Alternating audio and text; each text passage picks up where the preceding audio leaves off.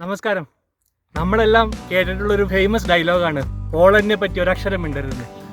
പക്ഷേ പോളണ്ട് എന്ന് കേൾക്കുമ്പോൾ നമുക്ക് വരുന്ന ചിരിയേക്കാൾ കൂടുതലായിട്ട് ഒരുപാട് ആൾക്കാർക്ക് ഭയപ്പെടുത്തുന്ന ഒരുപാട് അനുഭവങ്ങൾ സമ്മാനിച്ച ഒരു രാജ്യമാണ് പോളണ്ട്. അതിലേറ്റവും പ്രശസ്തമായിട്ടുള്ളതും ഏറ്റവും ഭീതിജനകമായിട്ടുള്ളതുമായിട്ടുള്ള ഒരു സ്ഥലത്താണ് നമ്മളിപ്പോൾ നിൽക്കുന്നത്. സോ നമ്മുടെ ഇന്നത്തെ വ്ളോഗ് നമ്മൾ ചെയ്യുന്നത് ഔഷ്വിറ്റ്സ് കോൺസെൻട്രേഷൻ ക്യാമ്പിലാണ്. അതായത് നാസി ജർമ്മനിയുടെ കാലത്തെ പണിത ലോകത്തിലെ തന്നെ ഏറ്റവും വലിയ ജൂതന്മാർക്ക് വേണ്ടിയിട്ട് പണിത കോൺസെൻട്രേഷൻ ക്യാമ്പിലാണ് നമ്മൾ നിൽക്കുന്നത്. സോ നമ്മുടെ ഇന്നത്തെ വീഡിയോയുടെ വിശേഷങ്ങൾ ഈ ക്യാമ്പിൻ്റേതാണ്. So welcome to new video.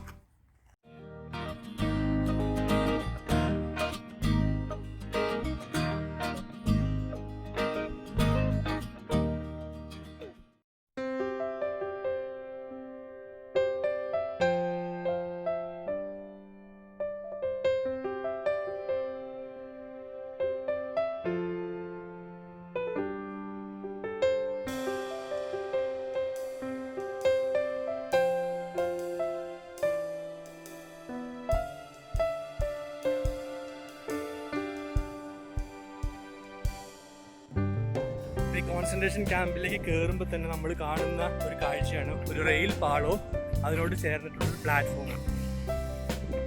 യൂറോപ്പിൻ്റെ പല ഭാഗത്തു നിന്നും ജർമ്മൻ ഇൻഫ്ലുവൻസ് ഉള്ള സ്ഥലങ്ങളിൽ നിന്നും ജൂസിനെ ട്രെയിനിൽ കയറ്റി ഈ പ്ലാറ്റ്ഫോമിലാണ് കൊണ്ടുവന്ന് ഇറക്കിക്കൊണ്ടിരുന്നത്. സോ ഇവിടെ നിന്നാണ് സോർട്ട് ചെയ്തിട്ട് അവരെ പല കാര്യങ്ങൾക്കായിട്ട് തിരിച്ചു വിട്ടുകൊണ്ടിരുന്നത്. ഇവിടെ വന്ന് ഇറക്കിയിട്ട് ഇവിടെ കുട്ടികളെയും സ്ത്രീകളെയും പുരുഷന്മാരെയും എല്ലാം വേറെയാക്കും. അതുപോലെ തന്നെ അസുഖങ്ങളുള്ളവർ, വയ്യാത്തവർ, അവരെയൊക്കെ നേരെ കൊണ്ടുചെന്ന് ഗ്യാസ് ചേമ്പറിലേക്ക് കൊണ്ടുചെന്ന് കൊല്ലും എന്നാണ് പറയപ്പെട്ടിട്ടുള്ളത്. ആരോഗ്യമുള്ള ആൾക്കാരെ അവർ കോൺസെൻട്രേഷൻ ക്യാമ്പിലേക്ക് മാറ്റുകയും അവർക്ക് ആവശ്യമുള്ള ജോലികൾ ചെയ്യിക്കാൻ ഉപയോഗിക്കുകയും ചെയ്യും. നമ്മളെല്ലാം വാഗൺ ട്രാജഡിനെ കുറിച്ച് ഒരുപാട് കേട്ടിട്ടുണ്ടല്ലോ. അതുപോലെ തന്നെ ഇവിടുത്തെ വലിയൊരു വാഗൺ ട്രാജഡി എന്ന് പറയപ്പെടുന്ന ഒരു സ്ഥലത്താണ് നമ്മൾ നിൽക്കുന്നത്. നമ്മൾ പുറകിൽ കാണുന്ന ഈ ഫ്രൈറ്റ് കാർ, ഇതുപോലുള്ള ഫ്രൈറ്റ് കാറുകളിലാണ് രണ്ടാം ലോക മഹായുദ്ധകാലത്ത് ഏകദേശം 4 ലക്ഷത്തോളം ജൂതന്മാരെ ഹംഗറിയിൽ നിന്ന് ഇവിടെ കൊണ്ടുവരികയും അതിൽ ഭൂരിഭാഗം ഏകദേശം 90% ആൾക്കാരെ കൊണ്ടുവന്ന വഴി തന്നെ അവർ ഗ്യാസ് ചേമ്പർ ഉപയോഗിച്ചിട്ട് കൊലപ്പെടുത്തുകയും ചെയ്തു. സോ ഇത്രയും ഭയാനകമായിട്ടുള്ളൊരു സംഭവത്തിന് ഓർമ്മപ്പെടുത്താൻ വേണ്ടിയിട്ടാണ് ഇവിടെ ഈ വാഗൺ ഇപ്പോൾ ഇവിടെ വച്ചേക്കുന്നത്.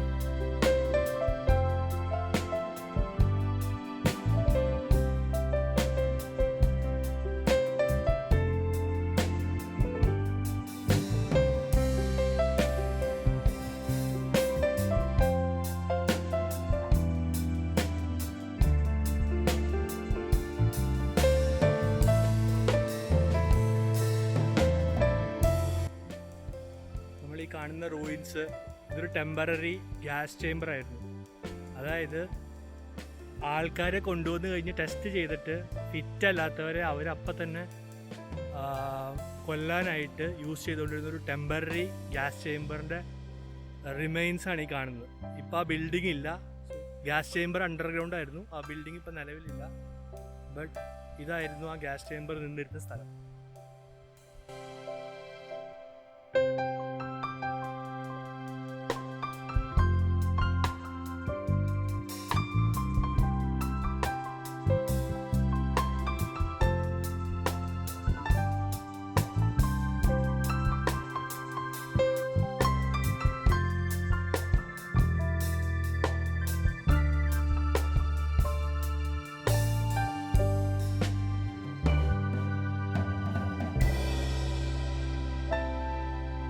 നമ്മൾ ഈ പുറകിൽ കാണുന്ന ഈ ബിൽഡിങ്ങുകളാണ് കോൺസെൻട്രേഷൻ ക്യാമ്പുകൾ.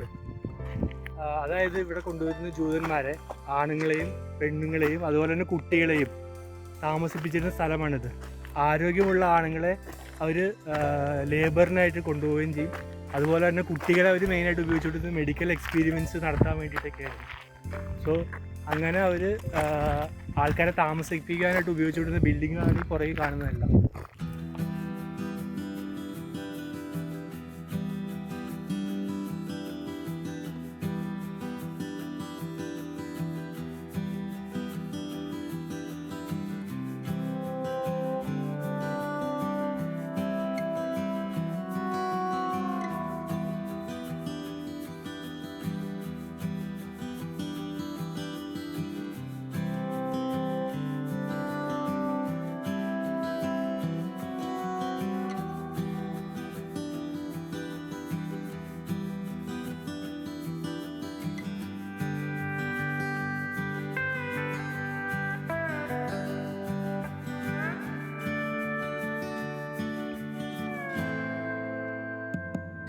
അപ്പോൾ നമ്മൾ ഇത്ര നേരം കണ്ടത് ഔഷ്വിറ്റ്സ് ക്യാമ്പിൻ്റെ സെക്കൻഡ് ക്യാമ്പ് എന്നറിയപ്പെടുന്ന ബീർക്കനവാണ്. നമുക്കിനി ഔഷ്വിറ്റ്സ് ക്യാമ്പിൻ്റെ ഫസ്റ്റ് ക്യാമ്പിലേക്ക് നമുക്കിനി പോകാം. ഔഷ്വിറ്റ്സ് ക്യാമ്പ് 1945 വരെ പ്രവർത്തിച്ചിട്ടുണ്ട്. ഒരുപാട് ലക്ഷക്കണക്കിന് ആൾക്കാരെ കോൺസെൻട്രേഷൻ ക്യാമ്പിൽ താമസിച്ചിരുന്ന സ്ഥലമായിരുന്നത്. 1945 ഈ പ്രദേശം ലിബറേറ്റ് ചെയ്യുമ്പോൾ പോലും ഇവിടെ ഏകദേശം 67,000-ഓളം ആളുകൾ താമസിപ്പിച്ചിരുന്നു. അതിനുശേഷം 1947 മുതലാണ് ഇത് പബ്ലിക്കിന് തുറന്നു കൊടുക്കുകയും ആ ഒരു ഭീകരകാലത്തെ വരുന്ന തലമുറയ്ക്ക് കാണിക്കുവാൻ വേണ്ടിയിട്ട് ഇതിങ്ങനെ പ്രിസർവ് ചെയ്ത് വച്ചിരിക്കുകയും ചെയ്തു.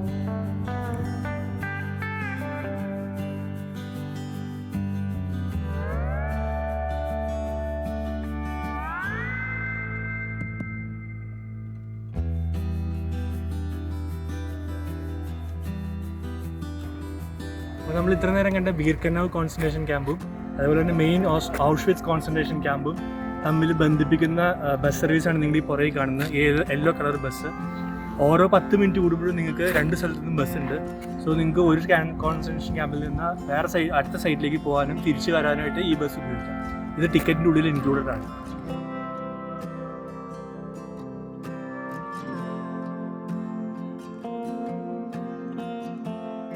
ഔഷ്വിറ്റ്സ് കോൺസെൻട്രേഷൻ ക്യാമ്പ് വർഷത്തിൽ 365 ദിവസത്തിൽ 3 ദിവസം ഒഴികെ ബാക്കി എല്ലാ ദിവസങ്ങളിലും പ്രവർത്തിക്കുന്ന ഒരു സ്ഥലമാണ്. ജനുവരി 1 ഈസ്റ്ററിൻ്റെ ഹോളിഡേ, അതുപോലെ തന്നെ ക്രിസ്മസ് ഡേ, ഈ 3 ദിവസങ്ങൾ ഒഴിച്ച് ബാക്കി വർഷത്തിലെ എല്ലാ ദിവസങ്ങളിലും ഔഷ്വിറ്റ്സ് കോൺസെൻട്രേഷൻ ക്യാമ്പ് ആൾക്കാർക്കായിട്ട് തുറന്ന് പ്രവർത്തിക്കുന്നതാണ്. അതുപോലെ തന്നെ ഇവിടത്തേക്ക് എൻട്രൻസ് ഫീസ് എന്ന് പറയുന്നത് ഒരാൾക്ക് ഗൈഡഡ് ടൂർ ഗൈഡ് ടൂർ ഒരാൾക്ക് 65 പോളിഷ് സ്ലോട്ടിയാണ്. ഇവിടുത്തെ കറൻസി എന്ന് പറയുന്നത് പോളിഷ് സ്ലോട്ടിയാണ്. ഏകദേശം 1300 ഇന്ത്യൻ റുപ്പീസ് വരും ഒരാൾക്ക്, ഇൻഡിവിജ്വൽ ആൾക്ക് ഗൈഡഡ് ടൂറിൻ്റെ ടിക്കറ്റ്. അതുപോലെ തന്നെ ഇവിടേക്ക് എത്തിച്ചേരാനായിട്ട് ഈ ഔഷ്വിറ്റ്സിൻ്റെ ഏറ്റവും അടുത്തുള്ള 2 എയർപോർട്ട് എന്ന് പറയുന്നത് ഒന്ന് ക്രാക്കോവ് ഇൻ്റർനാഷണൽ എയർപോർട്ടും അതുപോലെ തന്നെ ഒന്ന് കാറ്റോവിറ്റ്സെ ഇൻ്റർനാഷണൽ എയർപോർട്ടാണ്. രണ്ടും ഏകദേശം 1.5 മണിക്കൂർ 2 മണിക്കൂർ ഡിസ്റ്റൻസിലാണുള്ളത്. സോ ക്രാക്കോവിൽ വന്നാലും കാറ്റോവിറ്റ്സിൽ വന്നാലും ഇൻ്റർനാഷണൽ ട്രാവലേഴ്സിനാണെങ്കിൽ ക്രാക്കോവിലേക്കാണ് കൂടുതൽ ഫ്ലൈറ്റ്സ് ഉള്ളത്. ഷെങ്കൻ്റെ ഉള്ളിൽ ട്രാവൽ ചെയ്യുന്ന ആളുകളാണെങ്കിൽ കാറ്റോവിറ്റ്സിലേക്കും നിങ്ങൾക്ക് ഫ്ലൈറ്റ് കിട്ടും. സോ ഈ 2 സ്ഥലത്ത് നിന്നും നിങ്ങൾക്ക് ബസ് അല്ലെങ്കിൽ ട്രെയിനിൽ നിങ്ങൾക്ക് ഔഷ്വിറ്റ്സ് എത്തിച്ചേരാൻ സാധിക്കും. ഏകദേശം 1.5 മണിക്കൂറിൻ്റെ ജേർണി മാത്രമേ ഉള്ളൂ എയർപോർട്ടിൽ നിന്ന് വരാനായിട്ട്. അല്ലെങ്കിൽ നിങ്ങൾക്ക് ടാക്സി ഉപയോഗിച്ച് വരികയും ചെയ്യാം.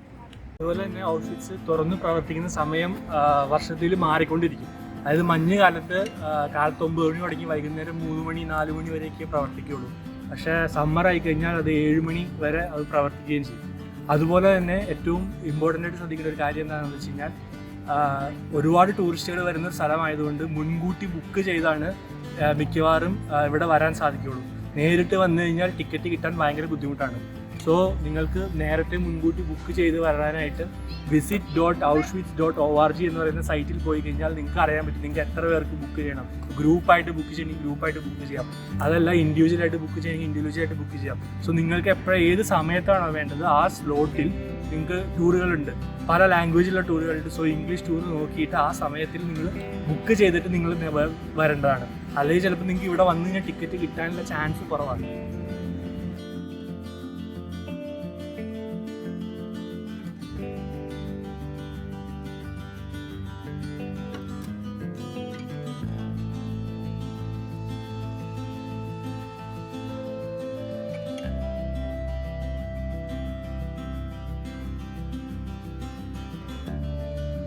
സോ നമ്മളിപ്പോൾ എത്തിയിരിക്കുന്നതാണ് ഔഷ്വിറ്റ്സ് ക്യാമ്പ് നമ്പർ 1.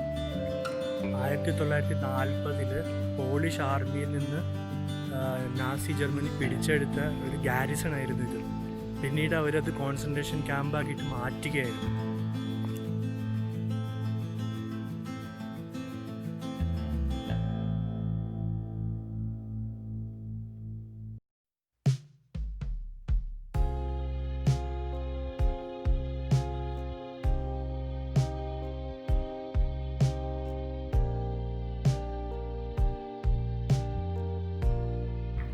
നിങ്ങൾ ഈ പുറകിൽ കാണുന്നതാണ് ഔഷ്വിറ്റ്സിലെ വളരെ ഫേമസ് ആയിട്ടുള്ള എൻട്രൻസ് ഗേറ്റ്.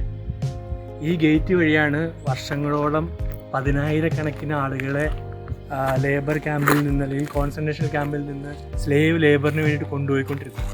സ്ലേവ് ലേബറിന് കൊണ്ടുപോയ ആൾക്കാർ ഒരുപാട് പണിയെടുത്ത് വയ്യാതായി മരിക്കുകയും അതുപോലെ തന്നെ ക്ഷീണിക്കുന്നവരെ ഡെത്ത് ചേമ്പറിൽ കൊണ്ടുപോയി കൊല്ലുകയും ഒക്കെ ചെയ്തത്. ഈ കാണുന്ന സ്ഥലങ്ങളിലാണ് ഒരുപാട് ഷൂട്ടിംഗ് ഒക്കെ നടന്നിട്ടുള്ളത്. രക്ഷപ്പെടാൻ ശ്രമിക്കുന്നവരെ കൊല്ലുക, അതേപോലെ തന്നെ വയ്യാത്തവരെല്ലാവരെയും നിരത്തി നിർത്തി ഷൂട്ട് ചെയ്ത് കൊല്ലുക, അതെല്ലാം അങ്ങനത്തെ ഒരുപാട് ഹീനമായ ഒരുപാട് കാര്യങ്ങൾ നടന്നൊരു സ്ഥലമാണിത്. നിങ്ങൾക്ക് പുറകിൽ കാണാൻ പറ്റും. ഇതാണ് മെയിൻ ഔഷ്വിറ്റ്സ് കോൺസെൻട്രേഷൻ ക്യാമ്പ്.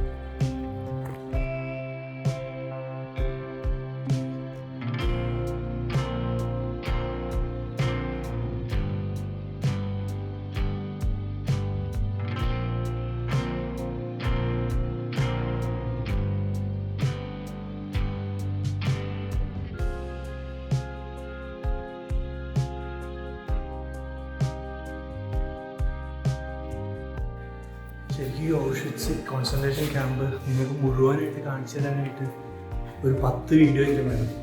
ഇവിടെ വന്ന് കാണുന്ന ഒരു സ്ഥലമാണ്. ഒരു ദിവസം ഫുള്ളായിട്ട് വന്ന് ഇവിടെ കണ്ട് ചെലവഴിക്കേണ്ട ഒരു സ്ഥലമാണ് ശരിക്കും ഔഷ്വിറ്റ്സ് കോൺസെൻട്രേഷൻ ക്യാമ്പ്.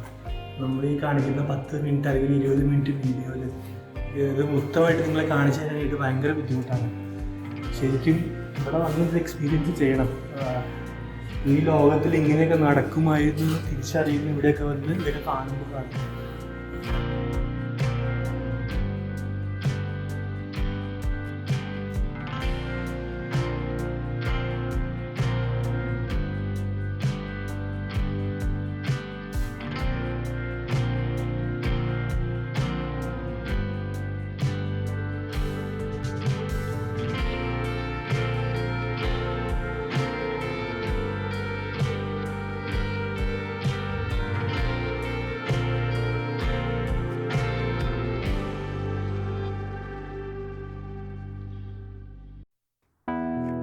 ഈ കാണുന്നതാണ് ഫേമസ് ആയിട്ടുള്ള ക്യാമ്പ് ഗെസ്റ്റാപ്പോ. ഈ ഔഷ്വിറ്റ്സ് കോൺസെൻട്രേഷൻ ക്യാമ്പിൽ തന്നെ ഏറ്റവും കൂടുതൽ ആൾക്കാരെ കൊന്നിട്ടുള്ള സ്ഥലമാണിത്. തൂക്കി കൊല്ലുകയും അതുപോലെ തന്നെ ഗ്യാസ് ചേമ്പർ ഉപയോഗിച്ച് കൊല്ലുകയും ചെയ്യുന്ന സ്ഥലമാണ്. വളരെ നൊട്ടോറിയസ് ആയിട്ടുള്ളൊരു ഇതാണ് ക്യാമ്പ് ഗെസ്റ്റാപ്പോ. നമുക്ക് ഈ ക്യാമ്പ് ഗെസ്റ്റാപ്പോയിലെ ഗ്യാസ് ചേമ്പറിൻ്റെ അകത്തൊന്ന് കണ്ടു നോക്കിയിട്ട് വരാം എങ്ങനെയാണ്.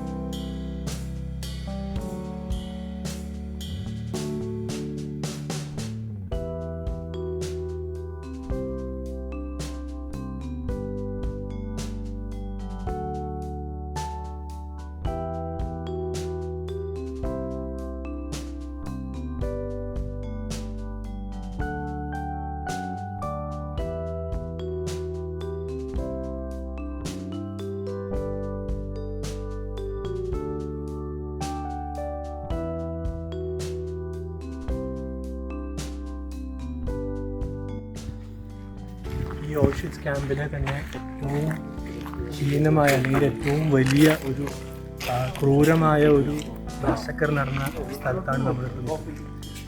1943 ഏറ്റവും വലിയ പബ്ലിക് എക്സിക്യൂഷൻ നടന്ന സ്ഥലമാണ് എൻ്റെ പുറകിൽ കാണുന്നത്. ഈ ക്യാമ്പിൻ്റെ ചരിത്രത്തിൽ തന്നെ ഏറ്റവും കൂടുതൽ ആൾക്കാരെ ഒരേ സമയത്ത് വധിച്ച ഒരു സ്ഥലമാണ്. വധിക്കുക മാത്രമല്ല, പബ്ലിക്കായിട്ട് വധിച്ചവരെ ഡിസ്പ്ലേ ചെയ്യുകയും അതുമൂലം ബാക്കിയുള്ളവരിൽ ഭയം ഉണ്ടാക്കുവാൻ വേണ്ടിയിട്ടുള്ള ശ്രമിക്കുകയും ചെയ്ത സ്ഥലമാണിത്.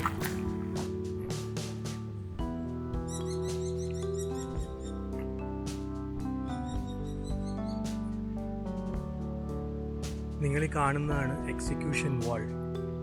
അതായത് ഈ ക്യാമ്പിലെ പൊളിറ്റിക്കൽ പ്രിസണേഴ്സ്, അതേപോലെ തന്നെ റെസിസ്റ്റൻസിൻ്റെ ലീഡേഴ്സ്, അങ്ങനെ ആയിരക്കണക്കിന് ആളുകളെ വെടിവെച്ച് എക്സിക്യൂട്ട് ചെയ്തിട്ടുള്ള ഒരു സ്ഥലമാണിത്. സോ ഈ മതിലിൽ തിരിച്ചു നിർത്തിയിട്ടാണ്, ഈ മതിലിനോട് ചേർത്ത് തിരിച്ചു നിർത്തിയിട്ട് വെടിവെച്ച് കൊല്ലുകയായിരുന്നു പതിവ്. സാധാരണയായിട്ട് ഹൈ പ്രൊഫൈലായിട്ടുള്ള ആൾക്കാരെയാണ് ഇങ്ങനെ ഇവിടെ വെച്ച് കൊന്നുകൊണ്ടിരുന്നത്.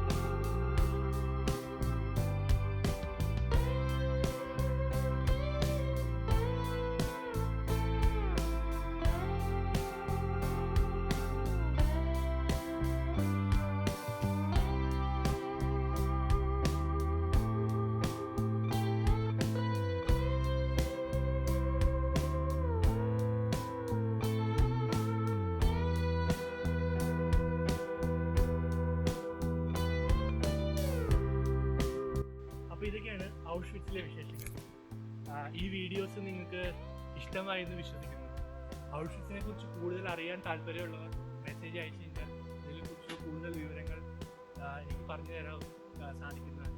അതുപോലെ തന്നെ ഈ വീഡിയോ ഇഷ്ടപ്പെട്ട വീഡിയോ തീർച്ചയായിട്ടും ലൈക്ക് ചെയ്യുക, സബ്സ്ക്രൈബ് ചെയ്യുക ഈ ചാനലിലേക്ക്, നിങ്ങളുടെ ഫ്രണ്ട്സിനും നിങ്ങളുടെ ഫാമിലിക്കും ഒക്കെ ഷെയർ ചെയ്യുക. അപ്പോൾ ഇതുപോലത്തെ അടിപൊളി വീഡിയോസായിട്ട് നമുക്ക് അടുത്ത വീഡിയോയിൽ കാണാം. So by.